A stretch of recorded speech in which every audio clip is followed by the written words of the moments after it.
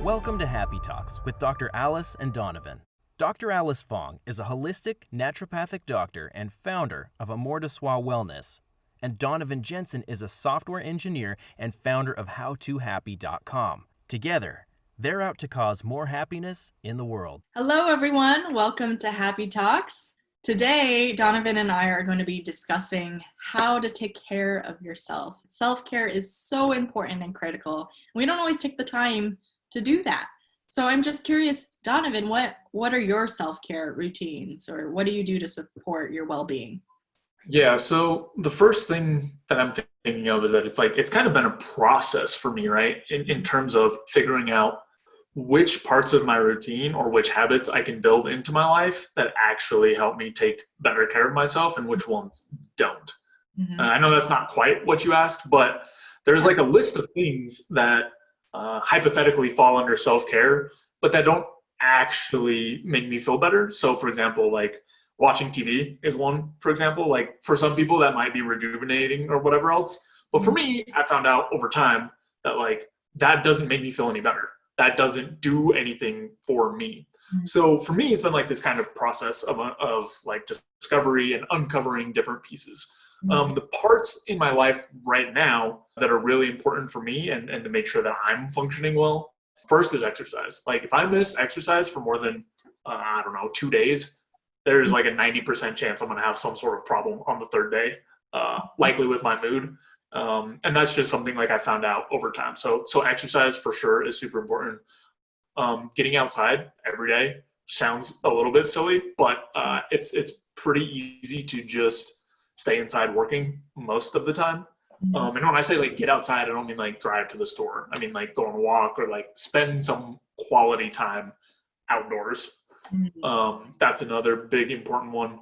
And another one that comes to top of mind is making sure that I'm investing in my relationships in some way. I get quite a bit out of some amount of socialization. Like I'm a bit on the introverted side, so I can also get overstimulated pretty easily. But if I'm not investing in my relationships in some way and developing them and having quality time with others, then that's a negative if I don't do that. Those are the first couple things that I can think of. I'd be curious what you got on your end. Yeah, for me, this has been kind of a journey in discovering for myself and what I need. And I kind of similarly, I don't know if TV rejuvenates me, but but at the same time, if I'm really exhausted, it's kind of just a way to kind of let my brain decompress after a long day occasionally. But for me, I think the most critical thing is sleep. And why that's important, because I feel like it determines how well I function in the day. And I know for myself, and even my Fitbit kind of gives me indicators. Generally, when I get at least 7+ hours of sleep, ideally 8 is the goal, but my sleep quality improves. I actually do pretty well with my sleep number. I typically get in the 80s, occasionally 90s, whereas my partner gets in the 70s oftentimes. But I know if I can get like to that certain number of sleep hours, then I just function infinitely better. I feel better mood-wise, energy, and more clear and focused instead of like dragging through the day. And that was kind of a big lesson for me that I had to learn in medical school, where I remember my second quarter of my first year of school where we had 9 finals. It was pretty intense and insane. And I was just cramming insanely and getting 4 hours of sleep every night, surviving off of Rockstar energy drinks. And I thought that's what I needed to do. It was just what I thought was necessary to get through these finals. But in reality, I didn't perform that great on those finals. And then I ended up getting sick for a week for my whole spring break. So that was really not so fun. And I knew I needed to approach things differently. So my next quarter, I created the rule that I will stop studying by 10 p.m. That's the limit. Because like once you try absorbing information when you're exhausted, it really doesn't go in, and you'll read the same line 5 times and it still doesn't make sense. And that's when you need to just stop and just rest. And I really needed to learn to manage my time better, to not wait till the end and cram it all, but like study throughout the quarter and have clear structures around that, and manage my well-being. And getting enough sleep was really a huge difference. So I stopped studying by 10 p.m., usually try to go to bed by 11 or so. And I would get a good night of sleep every night during that week, and I performed actually infinitely better. I thought like putting more hours in time would give me better results, but really it was just taking care of my well-being made the difference for me. And, it was not just the sleep factor, but it was also managing my time, managing my anxiety. I had test anxiety. It was a lot of various eating foods that fueled me rather than gave me like a sugar crash and then like was like groggy and lethargic later on. So it was really supporting my well-being as well. And I think it also comes down to nutrition, is self-care, and just taking breaks. I tend to be in a go mode all the time. And so for me to take breaks sometimes is a challenge, because I'm like, oh, I could do more. I could do that one thing. I know I want to get this done. And to know that like, no, breaks are the way for me to recover and rejuvenate, so I can actually accomplish more and feel like energized and productive, versus just being like a slow crawl. Like one example I tell my clients is, if you're on the hamster wheel all the time and you're going all the time, eventually you're not going to be running, you're going to be walking and then maybe crawling. You're still trying to go at a crawl. And if you just got off the wheel and rested, get some sleep, and then got back on the wheel, then you could actually run at a pace, versus trying to like crawl indefinitely is not a fun experience. So that's the analogy I use. Yeah, I think it makes a lot of sense because, I've had similar feelings before where I'm trying to get just so much stuff done. Mm-hmm. And I feel like, if I just push more hours into this, Mm-hmm. I'm going to be able to get it done. And taking a break is like some sort of cheating or some sort of, I'm not doing enough or whatever else.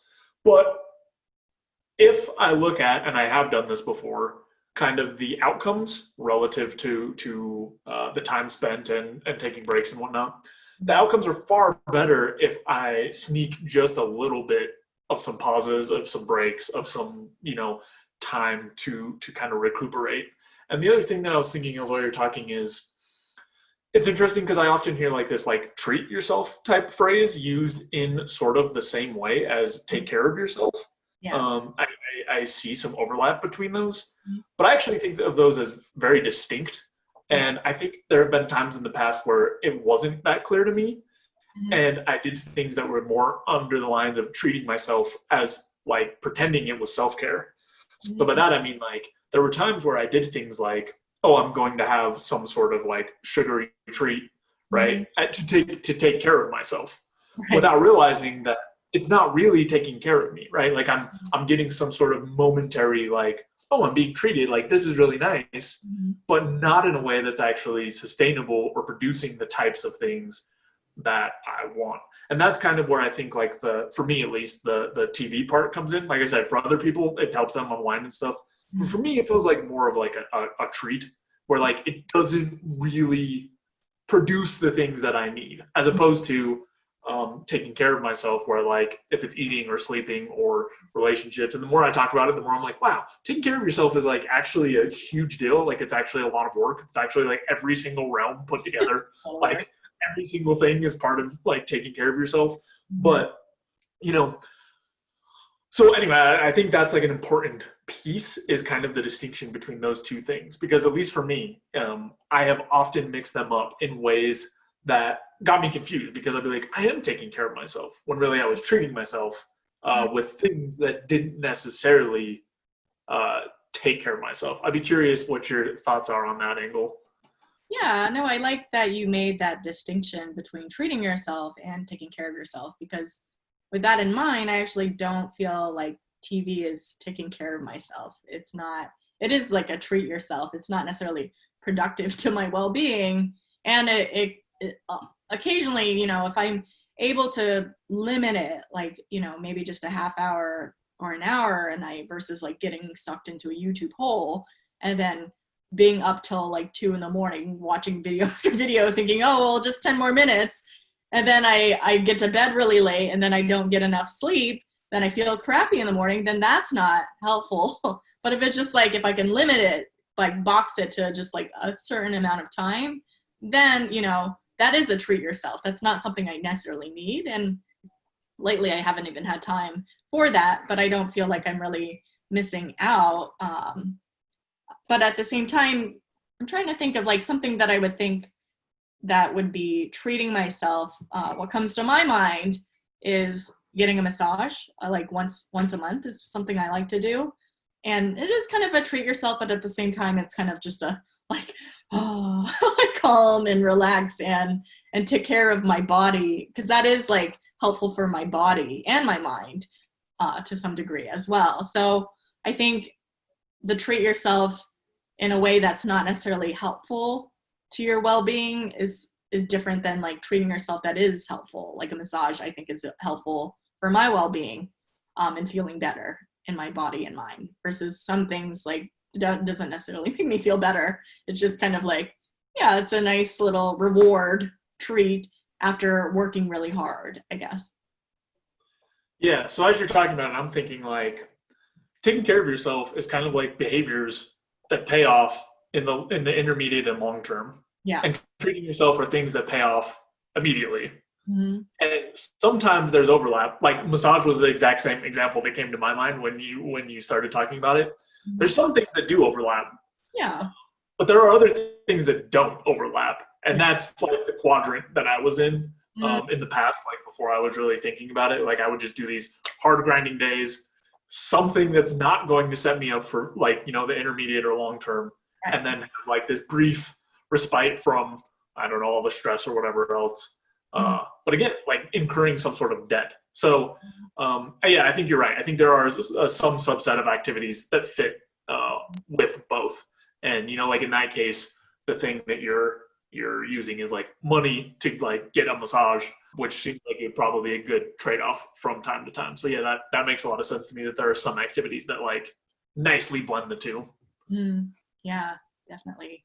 And the other thing, I'd be curious to hear your thoughts about it. My opinion about self-care is that it is necessary as a means of survival. And I think a lot of people have this mindset that it's almost selfish in a way. And actually, the name of my business is called Amor des for Wellness, which stands for love of self in French, but not in the narcissistic kind of way, but actually in the way of it's necessary as a means to survive if you don't take care of yourself. Because, I get we all have a lot of responsibilities. There's a lot of people counting on us. But if you're constantly like giving, going, you're depleted, then you really aren't able to contribute to those people like you would be if you actually took care of yourself. It's like that example of when you're on a plane and they tell you that you have to, like, if the plane's going down, you got to put your air mask on first and then you take care of your child. And it's like, our instinct is just to take care of the child first, but then, and then you're passed out and you don't even get to that because you're like passed out. You didn't get enough oxygen to yourself. So it is a matter of survival, is my opinion about that. So I'm curious what your thoughts about that. Yeah, I mean, I feel pretty much the same way. And it's very easy to get trapped in a place that's out of balance, right? It's very easy to get trapped in a way that's like, oh, I don't need to, go to sleep right now. I can stay up an extra hour and get some stuff done. Oh, I don't need to eat. Like I can grab a quick bite at a fast food place today because it's not a big deal. I can, I can play in the margins, but what happens is like enough of those choices happen that they add up. And sometimes, like with sleep, like one instance of it has an impact. So I think that's like the pitfall, right? I think most people, maybe not most people, I don't know. It seems to make sense, right? Like if you're in a good place, then you can do more good things. Mm-hmm. As you get more like beat down and deteriorated, your thinking gets cloudy, your energy goes down, your ability to just do things evaporates. So I don't think it's like as much of like I just don't think I need to take care of myself, but it gets weighed out as like, oh, I could just do a little more, until it gets to the point where it's like, actually all these choices are going to catch up to you. All of these things are here now. So that's been at least my experience, or like what I've seen is just like people don't prioritize self-care, and I've done it in the past where I don't prioritize it because I think like you were saying with the all-night studying stuff, right? Like, oh, I can cut corners on this for just like this week. Then I'll get everything back to normal, and we'll be good and ready. But it just doesn't really work out like that. Like, especially for some of the choices come back like immediately, within a couple hours.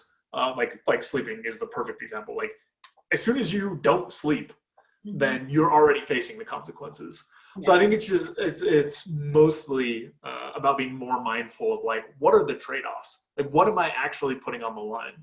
And it can kind of be hard too, because sometimes you do get rewards, you do get some kind of like positive feedback for pushing through a little bit, right? Like, had you studied all night and done really well, you're gonna like, okay, well, like that's the thing I need to do. Right. And I think it gets hard because you don't necessarily have the counterfactual of like, okay, let me run this A/B test of like, this is perfect night's sleep test. This is cram night test. Yeah. So you kind of have to a little bit like understand or infer that these self-care behaviors are going to produce better outcomes, because you may not have had enough like parallel experiences to say like, oh wow, this one is always better, because like life is changing and things are different and whatever else. So that's been one thing that's important for me, at least, because in the past I had thought like, I can cut corners here, I can cut corners there, it doesn't really have that much of an impact. And then when I would do the right behaviors, I'd be like, see, it's basically the same, but like I lost an hour or two. However, I actually spent some time like very carefully like documenting out some stuff. And it was most clear around my workouts. But once I actually had like hard numbers and like really clear metrics, I was able to see like, wow, actually these behaviors determine outcomes a lot more than I thought. Like it felt kind of the same. I felt like, oh, I mostly do my best. I mostly do, whatever, but you can't really tell like how foggy your brain is, how tired your muscles already are. Like it's really hard to tell without getting some metrics. So yeah, and unless like people want to actually sit down and list everything out, you kind of just have to like believe or like infer that these behaviors are going to produce better outcomes. Yeah, no, I think looking at the metrics is important because that determines if you're going to continue to do those actions again or not. And actually, the fact that when you were talking about that, I actually was able to get away with, pulling all-nighters and doing fine in undergrad. I could get away with that, where I did like pull all-nighters and I could get like a decent grade out of that. And I remember in undergrad, I'm sorry, professors, this is like over a decade ago, but I did like, I would write like a 5-page paper in one night and get a B and be fine. And I was like, oh, well, it works. And apparently then getting to med school was a different experience, because it's like, you could not get away with that kind of shit in med school, because there's like so much information, there's so much knowledge, there's so much, like, you cannot just cram it all in one night and be fine. And that was like the hard lesson that I had to learn was, okay, this way of how I was being in school in undergrad worked fine then, but it's not working now. So I need to find a different approach. And I don't know if it could be just like the older I got, my body's less resilient to these all-nighters. It just is like, my body's like, nope, you're tired. Nope, you can't do anything else. So just don't even try. And yeah, maybe that shifts as we age, but that is, I had positive reinforcement when I was an undergrad to continue those behaviors. And it was until I was performing poorly that got me to think, okay, maybe this isn't the best approach to take things on this way. Yeah, and it's hard too, right? Because you don't have the other examples. Like only examples you had were like, okay, I did this behavior that wasn't really taking care of myself, and it worked out. Yeah. But like, there's a good amount of research on sleep and whatnot that almost definitely you would have done better in those instances if you had been on like this more structured sleep schedule and whatnot. Yeah. Mm-hmm. So I guess that's the main thrust of what I was driving at is like, you may not have seen it firsthand. You may not have seen exactly how these behaviors play out, but there's a lot of research, a lot of studies on just like all this self-care stuff, all these different realms that if you have them tightened up, you're going to perform better across a number of categories. Mm-hmm. Definitely. Yeah. And I think it's routines also make a really big difference for me in my self-care, and knowing that, okay, every day I'm doing this activity. I exercise at the same time every day, and that helps. And it's like, I stop work at a certain time. I don't go past it. And, you know, I go to bed at a certain time, and I don't, you know, I obviously don't always follow it as strictly as I could and would like to, but I know when I am stricter with my routine, it does allow me to have more of that balance. Especially mapping everything out in my calendar, I think, is another way of self-care, in that instead of having that sense of, I never have time, I don't have time for that, I don't have time for that. That would be a constant story that would come up for me, because I'm always one to be super busy all the time. It's like, I don't have time for exercising even 10 minutes a day or meditating. I don't have time for that, was my excuse. But when I actually took the time to do those things, I could accomplish way more when I took the time and made it a part of my routine, instead of just kind of figuring out, what should I be doing now? And when you put your whole life into your calendar, not just your work commitments, but your whole life, like your well-being. I have like a well-being calendar. I have a perfect health calendar. I have a ridiculous amount of calendars that support all aspects and all areas of my life. So I know that there's a good balance.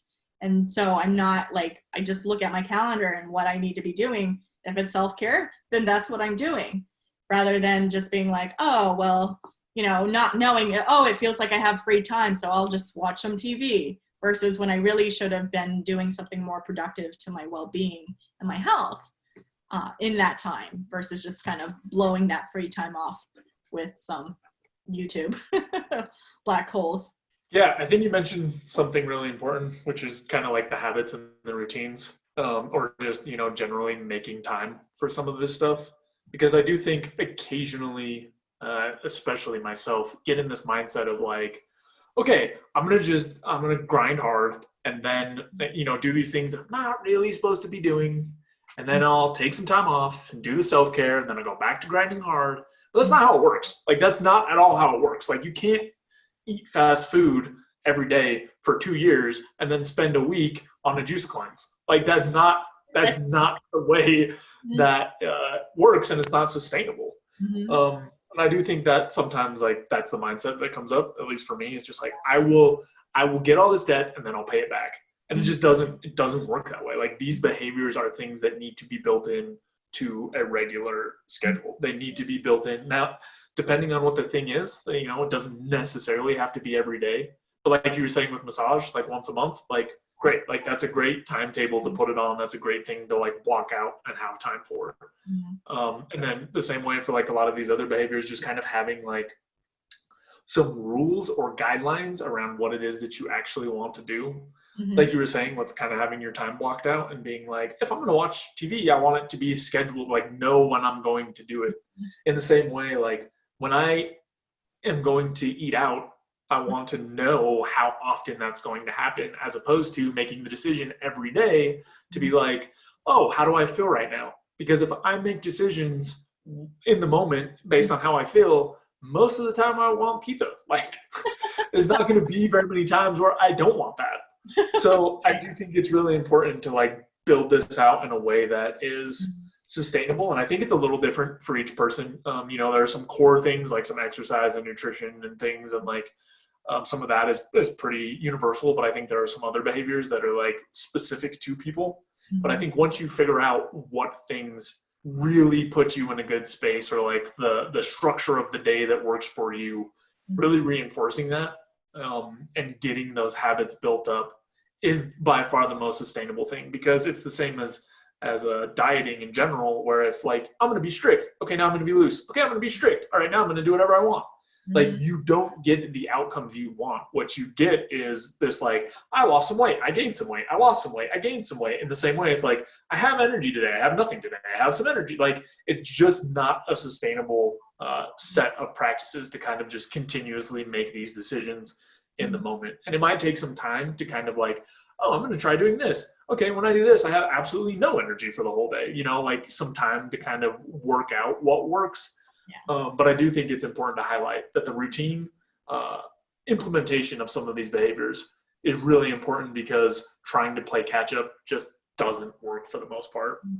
Right. It does catch up to you eventually. And I like the example you used with weight loss, because that's actually something I struggled with on and off, where I would just cheat on the weekends. Where it's like, okay, finally got to Friday, I can let loose, eat whatever the frick I want, because I've been doing really good all week.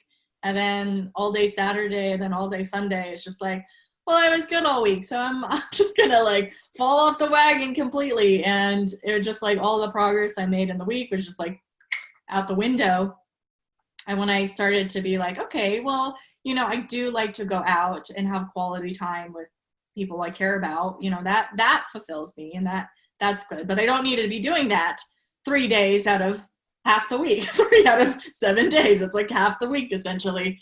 And so when I started to limit it to just like, not just even a cheat day, but just like one cheat meal per week, rather than a whole cheat day of like eat whatever the F I want kind of a thing, then I actually made a lot of progress, where I still also felt like I wasn't depriving myself either. And I could have like the socialization that I like as well when I'm eating out, but I was restricting it to just like once a week versus like 3 days in a row of crap. Yeah.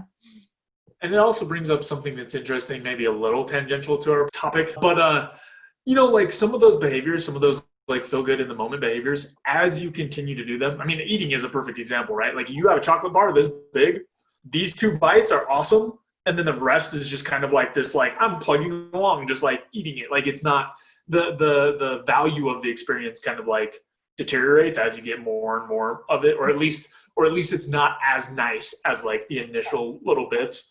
So I think that's another thing that's like worth considering, is like, when you are going to treat yourself, like you were saying, like one time is enough to basically like scratch that itch of like, oh, I want like something a little different, I want to go out, as opposed to this whole weekend where, I'm sure by the second or third day, like you're still, having that experience, but it's not nearly as like nice, right? Some of the novelty of like, oh, I can have whatever has worn off a little bit. In the same way, like a giant chocolate bar, like once you're halfway through it, like you're not really getting that like full experience of like, oh, this is so good. It's more just like, there's still more, so like I'm just gonna keep eating more of it. Yeah. And sugar is hugely, and I think that was the other thing that helped me, was to realize how sugar is super addictive. And so it is like, the more you eat, the more you'll want to eat more. But when I started to cut it out, I actually don't even crave sugar that much anymore, because I've been really strict about it. And yeah, I was actually able to like, okay, when we got a pie, I was able to just have a few bites and not eat like a massive slice and be like satisfied at just a few bites, instead of just like keep going, because it's right there in front of me and I feel like it's there, so I should eat it, kind of a thing. So I think that's shifted when I've shifted the limitations. When I don't make it part of my routine regularly, then it doesn't even seem like that big of a deal or that big of a treat ultimately after that. Yeah, and I think it applies equally to a lot of other categories, right? Like watching TV or something, right? Like watching one episode of something in some circumstances can be really nice, but then sitting there and watching 10, like you're not like the enjoyment just like, and then eventually you're just doing it because you were doing it and it's easier than everything else. Like, like mirrors the eating thing, where it's like, well, I have this whole slice, like 3 bites were awesome. The other 15 bites, like I'm going to eat because it's in front of me. Like it's the mindset that like I've fallen into for sure in the past. But it doesn't like, I'm not getting that much more value out of it, right? Like I'm not getting 5 times more value by eating the other 15 bites or whatever. So, Right. and I think that, again, like applies to a lot of these like treat yourself, not self-care things Mhm. um, that like maybe the quantity can be flexed out a little bit so that it doesn't have as much or create as much like debt, because it really matters. The difference between 2 bites of pie and 20 bites of pie is actually tangible. Like there is actually calories in all of the bites. Right. Yes. That's true. Absolutely. Yeah. That's a good example. I think that that kind of helps people reframe it as, when you're thinking about self-care, is this fueling my body? Is this, productive for my body? Is this actually beneficial for my body or mind? Or is it not? Kind of, again, getting back to that, treat yourself in a not so healthy way versus treating yourself in something that would be productive, like, oh yeah, actually treating myself, getting a full night's sleep, that's treating myself really in a great way. That is like, oh yeah, that sounds amazing. Nowadays, yeah, that's what I'd rather have than, a bowl full of ice cream, honestly. Yeah, and for me, I think I've talked about this before, but it also helps occasionally to think about kind of the volume of experiences that I'm going to have in each circumstance. Mhm. So, like, if I eat a bowl of ice cream, I will feel good for a few minutes, and then I will probably have a stomach ache because I haven't been eating sugar for a few hours. Like the Yeah. trade-off is not good. And sometimes thinking in that way, at least for me, helps a lot for making better decisions. As long as I think about it before. Again, in the moment, really terrible. In the moment, if I haven't made any rules or hadn't made any decisions or anything, and it's like, there's ice cream here, like, oh, cool, ice cream's good. I'm gonna eat that and forget that I'm gonna get a stomach ache in 20 minutes. Mhm. So I don't know. I just wanted to throw that out there. I think I've mentioned it a couple times, but that helps me make better decisions occasionally. Yeah. Another thing that I wanted to add is it doesn't necessarily have to be things that make your body feel good. It's also like what are things that, fulfill you and give you, joy and happiness. So maybe that's like I have a calendar, although I do admit I'm kind of lacking in this department, but I did create a calendar of, creative self-expression because, doing something artistic like dancing or singing, it feeds my soul, nourishes my soul in a way, not necessarily my body, but my like soul. And that makes me feel good. And that feels good to my well-being. Although I don't always make the time for it. So I did I've fallen off the wagon, but I have to create the commitment. Like at the beginning of the year, I created the commitment of just, even if it's like 1 hour a week, or even 30 minutes a week, where I just like go onto YouTube and find singing lessons and just practice those YouTube video lessons. That would, it does feel good because once I get started in it, it's like I don't know, it is a struggle just to get it started, but once I'm in it, it's like, oh yeah, I miss this. This feels good. Yeah. Yeah, I feel like that's one of the hardest parts is like starting on some of these things because, turning on the TV and just consuming something is pretty easy, right? Like the information just flows in to you. Yeah. Whereas what you're talking about, you have to actually like put in effort and create something. And I think there's something pretty important to be said for having like little side projects or hobbies or whatever that Mhm. you can actually get a sense of accomplishment or progress, or even if it's not, even if you're not like, wow, no, I'm singing the best in the whole world, like at Mhm. least knowing that you've like spent some time on something that feels nice and productive. Right. Getting started on some of that stuff can be a little bit harder, like, but I don't know if this is the same for you, but so much of the time I'm like, oh, I don't want to do that. I don't want to do that. I don't want to do that. And then I do it. And like three minutes in, I'm like, this is really nice. So I'm like, I don't know why there's this disconnect between like, Yeah. oh, it's going to be so terrible. It's going to suck. And every second's going to be horrible. And just like actually doing it and being like, this is completely fine. In fact, it's nice. It is nice. Yeah.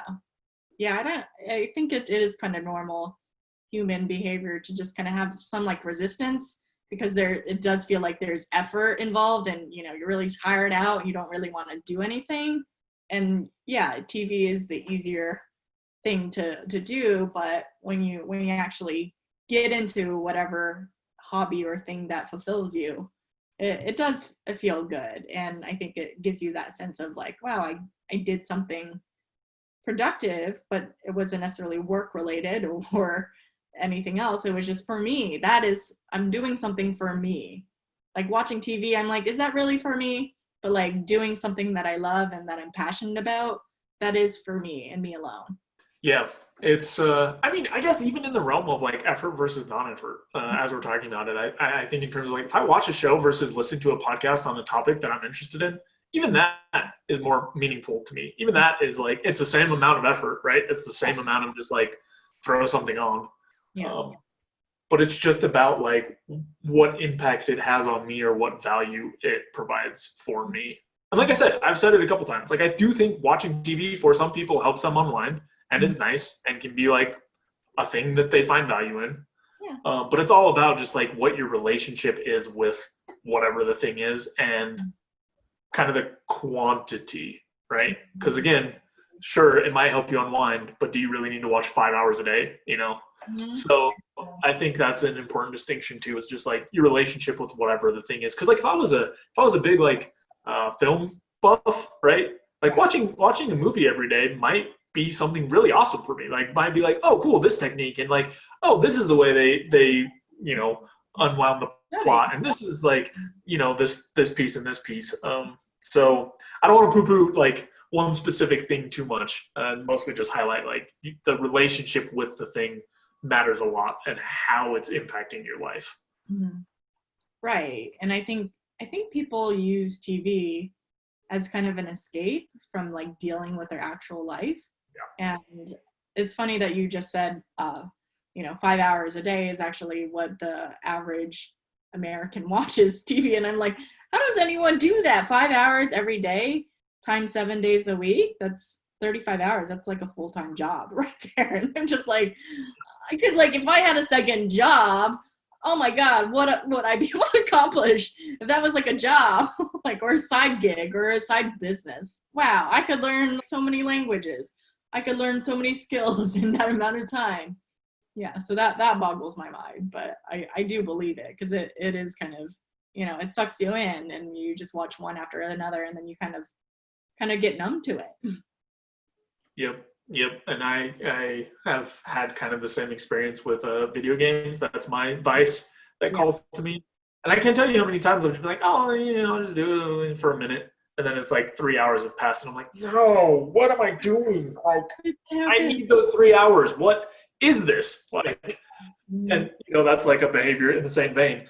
Again, for some people, totally awesome way to unwind for 30 minutes. For me, it's just like this, like easily get sucked into waste and like crazy amount of time and get almost nothing out of it. Right. Yeah, totally. I think we covered this topic pretty well. Was there anything else you wanted to add? Nope. I got all kinds of random angles in. All right. Perfect. All right. Well, thank you everyone for watching and we will see you next time. You can check out more content at howtohappy.com. Also, don't forget to subscribe so you can stay up to date on the videos. We've also got a Twitter, Instagram, and Facebook that you can check out. See you next time.